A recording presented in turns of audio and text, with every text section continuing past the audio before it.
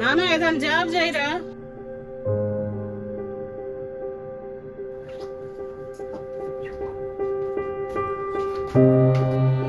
ఇంట్లో ఇబ్బందిగా ఉందిరా, ఏదైనా జాబ్ చేయి. అదే పనిలో ఉన్నామ్మా, అదే పనిలో ఉన్నా.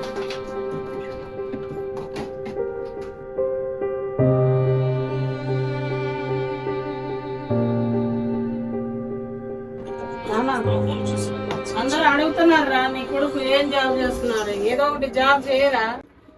చీంది అమ్మ, ప్రశాంతంగా అన్నం కూడా తినవా? ఎప్పుడు చూడు జాబ్ చేయి జాబ్ చేయి అంటూనే ఉంటావు.